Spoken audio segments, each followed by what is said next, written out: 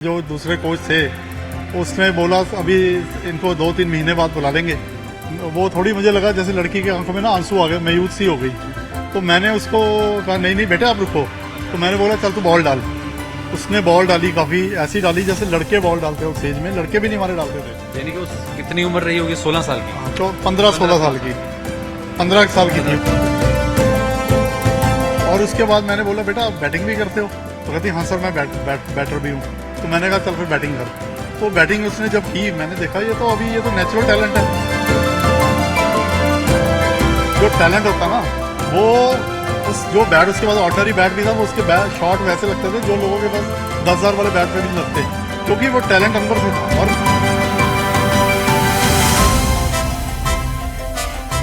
भारतीय महिलाओं ने वर्ल्ड कप जीतकर इतिहास रच दिया और बात हो रही है अमनजोत कौर की, जिसने अफ्रीकी कप्तान का कैच जो पकड़ा और कैच क्या पकड़ा, वर्ल्ड कप ही पकड़ लिया।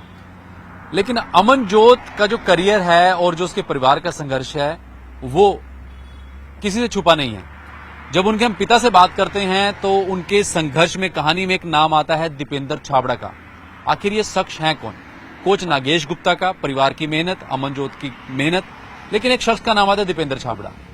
तो आज आपको उन शख्स से मिलवाते हैं कि आखिर क्या रोल रहा था दीपेंद्र छाबड़ा का। हमारे साथ मौजूद हैं दीपेंद्र जी, बहुत बहुत स्वागत है आपका।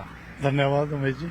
अमनजोत कौर और भारतीय महिला टीम ने जो इतिहास रचा सबने देखा, लेकिन एक वो कहानी का पार्ट आप भी इसमें शामिल हैं कि अमनजोत कौर 2016 में जब उसके पिता चंडीगढ़ आते हैं आपकी एकेडमी में कि ट्रेनिंग दिलानी है, वहां से शुरुआत हुई। आपने ऐसी क्या सलाह दी, ऐसा क्या मिलवाया कि अमनजोत एक सही ट्रैक पर चली गई? ये 2016 की बात है। हमारी रूटीन जैसे हमारी वहाँ पे एकेडमी थी, leaders in cricket academy sector 26 में, तो रूटीन चंडीगढ़ में, और रूटीन में प्रैक्टिस चल रही थी। तो मैंने देखा एक मोटरसाइकिल पे एक बुजुर्ग शख्स आया, पीछे एक छोटी सी लड़की बैठी है। तो 2 गुत्ते की हुई थी, छोटी सी बच्ची आई, उतरी वहां से। तो उसने बोला, उसके पापा ने, ये सर हमने ये बच्ची को इधर डालना है, वुमेन, क्योंकि लड़की हमारे एक ही एकेडमी थी। तो मैंने कहा ठीक है कोई बात नहीं। उस टाइम रश बहुत था एकेडमी में। तो हमारे जो दूसरे कोच थे उसने बोला अभी इनको 2-3 महीने बाद बुला लेंगे। वो थोड़ी मुझे लगा जैसे लड़की के आंखों में ना आंसू आ गए, मायूस सी हो गई। तो मैंने उसको कहा नहीं नहीं बेटा आप रुको। तो मैंने बोला चल तू बॉल डाल। उसने बॉल डाली, काफी ऐसी डाली जैसे लड़के बॉल डालते हैं उस एज में, लड़के भी नहीं हमारे डालते थे। यानी कि उस कितनी उम्र रही होगी? 16 साल की। 15-16 साल की, 15 साल की थी वो। हाँ तो यानी कि आप वो इसके फादर आए भूपिंदर जी, शाम का समय रहा होगा 3 साढ़े तीन बजे, और आपके कोच ने कहा क्योंकि रश काफी है बाद में देखेंगे, लेकिन आपने कहा कि नहीं आप बॉल डाल। हाँ, तो वो मेरे को लगा ये लड़की बेचारी म्यूस हो गई एकदम इसकी बात सुन के। तो मैंने कहा नहीं इधर आ तू बॉल डाल। पहले मैंने उससे बॉल डलवाई, उसने काफी अच्छी डाली। कितनी बॉल डाली? उसने कम से कम मेरे ख्याल में 30-35 बॉलें डाली होंगी उस टाइम। और उसके बाद मैंने बोला बेटा आप बैटिंग भी करते हो? तो कहती हाँ सर मैं बैटर भी हूँ। तो मैंने कहा चल फिर बैटिंग कर।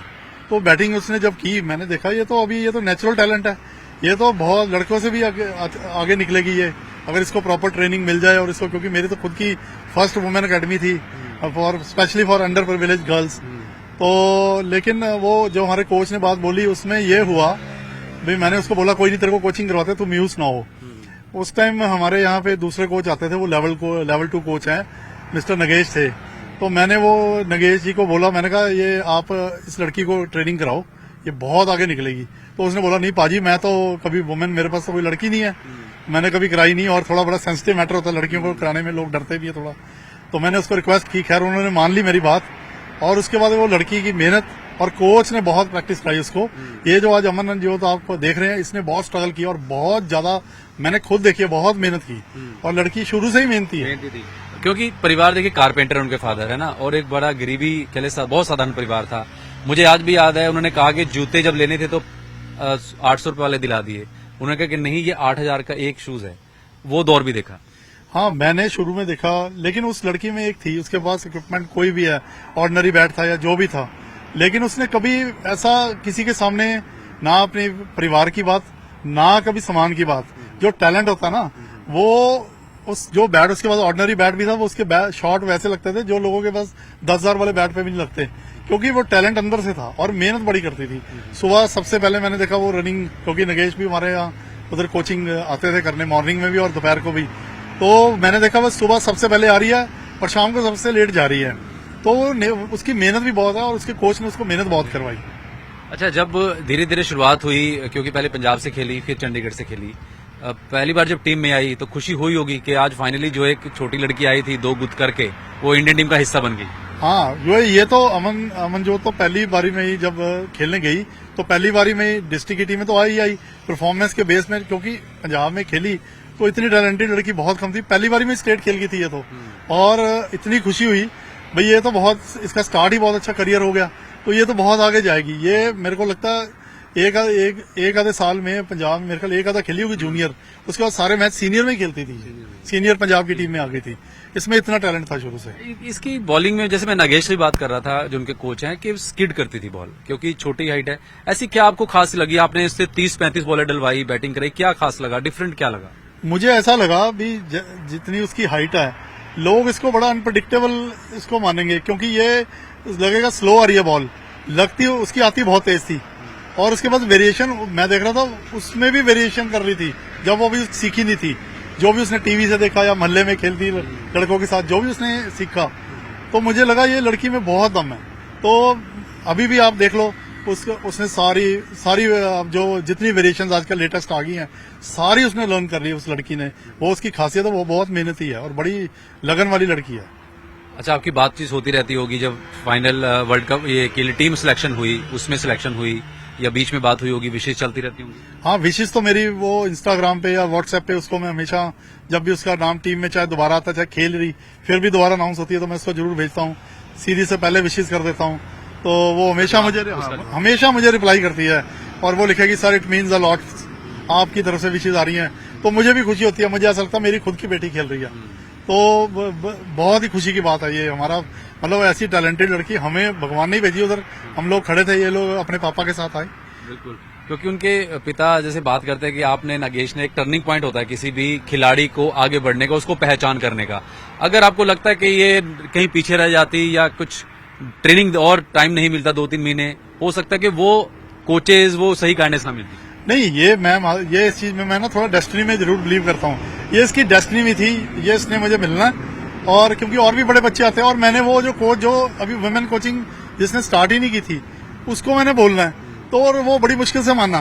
वो थोड़ा सा रिलक्टेंट था शुरू में भी, मैंने अभी वुमेन कोच कभी कराई नहीं पाजी। ये वुमेन कोचिंग ये थोड़ा टेढ़ा काम है, क्योंकि ज्यादा लड़कियों की क्रिकेट की इतनी अवेयरनेस भी नहीं थी और इतना लोग इनकरेज भी नहीं करते थे।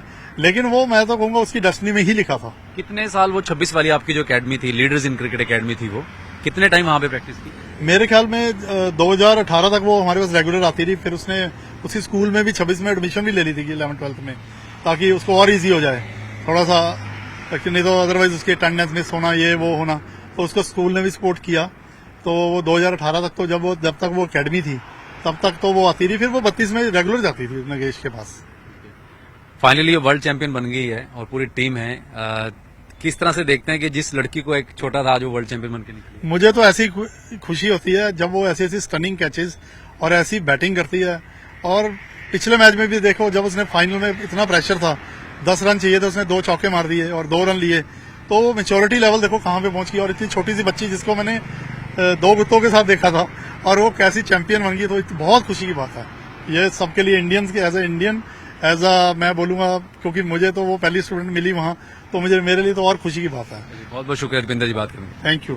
तो ये थे दीपेंद्र छाबड़ा। ये वो शख्स हैं जिन्होंने, जब इनके पिता भूपिंदर सिंह, अमनजोत के फादर, 2016 में एक छोटी सी बच्ची को मोटरसाइकिल पर बिठा के इनकी वुमेन क्रिकेट एकेडमी इन्होंने शुरू की थी चंडीगढ़ में, लेकर जाते हैं। वहां पर ये उसको देखते हैं और कोच नागेश गुप्ता से मिलवाते हैं। नागेश भी एक टास्क लेते हैं इनके कहने पर, और फिर एक शुरुआत होती है वर्ल्ड चैंपियन बनने की, जो आपके सामने है। वीडियो जर्नलिस्ट सनम के साथ उमेश शर्मा, न्यूज़ 18 मोहाली।